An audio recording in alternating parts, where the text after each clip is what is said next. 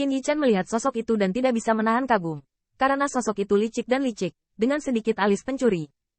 Singkatnya, membobol Taoyuan ini dan membobol sosok damai sama seperti yang mereka katakan. Bahkan penduduk desa itu berdiri di depan orang-orang luar seolah-olah mereka adalah penyu lokal atau asli. Kemudian, waktu berlalu lagi. Pada awalnya, penduduk desa di Taoyuan dengan hangat menyambut orang luar, menyembelih ternak dan domba, dan memperlakukan mereka seolah-olah mereka seperti tetangga lainnya. Tetapi dalam beberapa tahun, orang luar telah menjarah tanaman dan tanah penduduk desa melalui berbagai cara. Tampaknya tidak perlu terlalu pintar untuk berurusan dengan penduduk desa yang tidak pernah keluar dari desa seumur hidup. Dengan cara ini, orang luar menjadi penguasa desa. Gambar berubah lagi, dan banyak penduduk desa meninggalkan kota asal mereka dan berjalan keluar dari surga ini. Desa-desa telah tumbuh lebih besar dan lebih besar dengan berlalunya waktu. Kota-kota dan negara kota telah meningkat sedikit.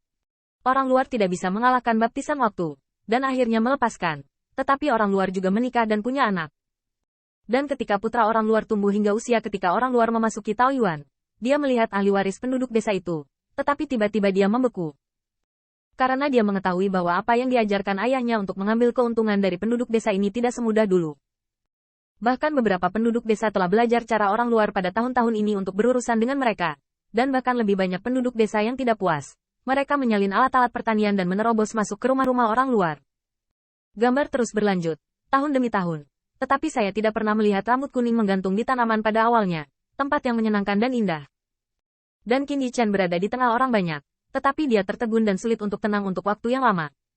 Hanya suara Hao Mingyang yang memekakkan telinga dan menggugah pikiran.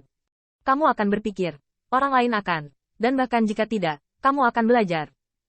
Kamu memiliki kastil, yang lain memilikinya. Bahkan jika kamu tidak memilikinya sekarang, kamu akan memilikinya di masa depan. Kamu membunuh dengan keras, yang lain bisa. Satu desa sudah cukup untuk melihat seluruh dunia. Ini yang kamu katakan. Dengan ambisimu, kota, pasukan, dunia diciptakan. Mata Ziyun Dragon bergetar. Dia tampaknya berpikir bahwa dia pernah berpikir bahwa dia benar, atau bahkan mengejarnya. Di depan leluhur Mingyang, ada jejak yang tidak mungkin ada di atas meja. Orang luar itu memang menang, dan ia menjadi kehadiran yang luar biasa dari banyak penduduk desa. Tetapi putra orang luar itu tampaknya telah meninggalkan kampung halamannya setelah dikalahkan oleh penduduk desa. Dalam beberapa dekade, mungkin cucu orang luar itu akan kembali. Mereka telah melelahkan pikiran mereka dan kelelahan kota. Tetapi mereka sedikit tidak puas. Atau mereka berpura-pura menjadi ancaman bagi mereka. Sehingga mereka membunuh si pembunuh. Hao Mingyang memandang Qin Yichen. Sekarang, apakah Anda pikir ini yang Anda cari? Bahkan jika kamu memberimu apa yang disebut sebagai benteng licik yang dapat mendominasi dunia, Yichen, menurutmu apa yang kamu yakin akan naikkan ke Kaisar Surgawi? Bintang Qin Yichen bergetar. Dia tidak bisa menjawab.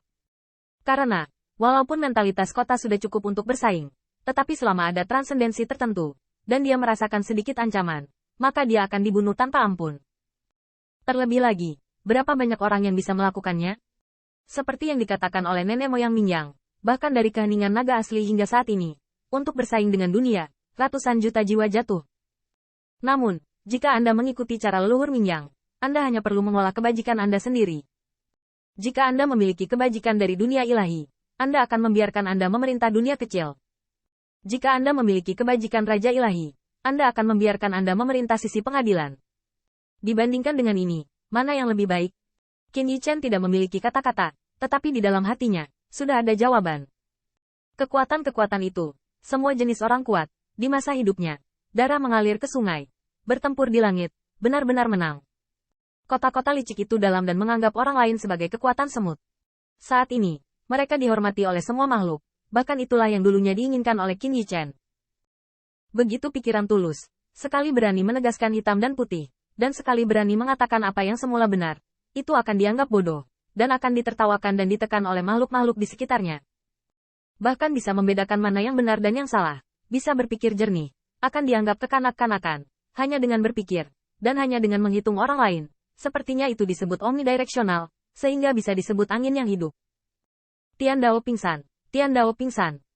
Qin Yichen mengangkat senyum masam di sudut mulutnya, mirip dengan leluhur Mingyang.